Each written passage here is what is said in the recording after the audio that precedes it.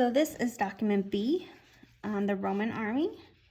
It says the first source is an excerpt from the ancient book concerning military matters by the Roman historian Vegetus, I don't know how to say that, I'm sorry, in 450 CE.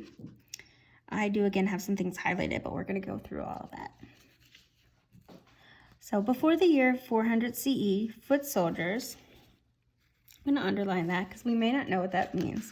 Right now, I can assume that it means soldiers who are on their feet, wore breastplates and helmets. Well, I know what helmets are, right? But maybe I don't know what breastplates are. I'm going to stop and ask myself, what's the importance of helmets? Why do we wear them? Why is it a law that you have to wear it when riding your bike until you're 18? What's the point of it? So I'm going to even write, what is their purpose, right? Okay. Breastplates, again, we can kind of use the word to assume that it means a plate over the breasts, so to protect your chest, okay? But when, because of the negligence, maybe that's a big word we may not know, and laziness I'm sure we all know, parade ground drills were abandoned, the customary armor began to seem heavy since the soldiers rarely ever wore it. So let me reread that.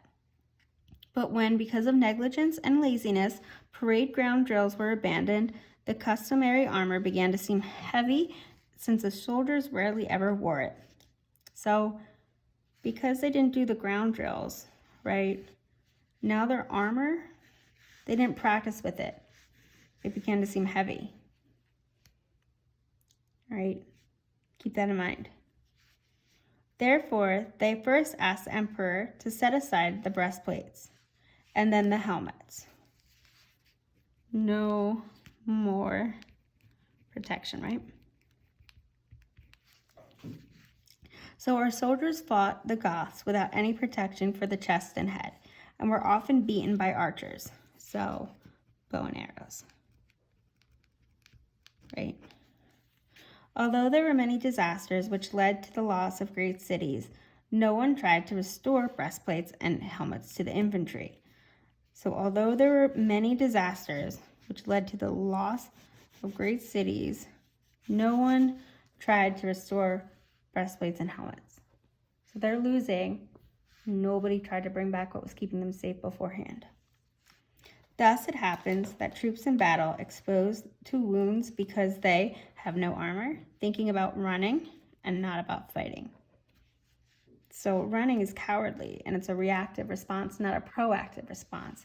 But if you don't have armor, how are you expected to fight if you know that the outcome is certainly going to be death? Okay.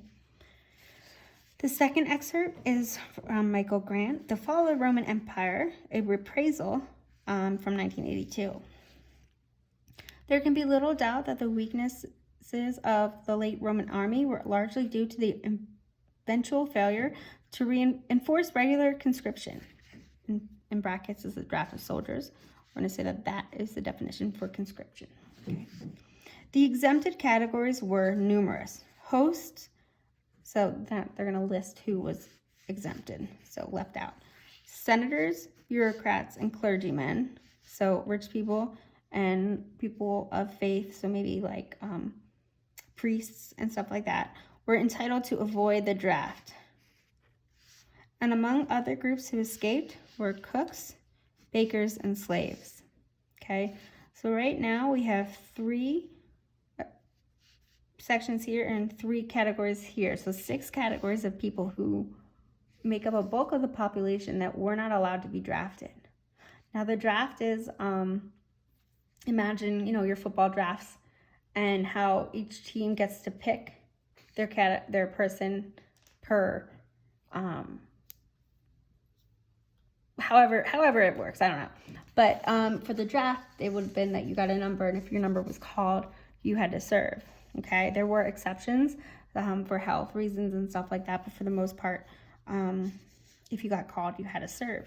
In this time for the Roman army, they're saying these people don't have to go, and neither do these people, because they felt that they were needed at home. Okay, So these analysis questions, it says, according to this guy, we're going to call him B, what led to the changes in the Roman military armor and training techniques? So we said that negligence, no ground drill, and abandoned armor. How did the change in breastplates and helmets contribute to the decline of the Roman Empire? Well, think about it. If there's no breastplates and helmets, there's no protection. There's no protection for the people in the army, and there's no protection, therefore, for the people of the Roman Empire if there's no army, because they weren't protected. What is conscription? We said the draft.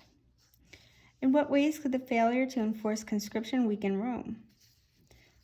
Let's think about it. If you don't have any soldiers to fight and defend, how are you going to strengthen Rome, right? It's the opposite. Is there any connection between document A and document B? So document A, I said, spoke about the death of the emperors and how they died. Document B said no armor for little soldiers and the numbers of soldiers that they had. And this relates to this, because if there's no one in the army to protect the emperors, they're going to be killed. So maybe B could be a cause of A. So do you see how I'm writing all this down? Some of it was already pre-written, but the idea is that I can look back and I can kind of see my thought process. And I can keep these notes when I want to write my actual essay.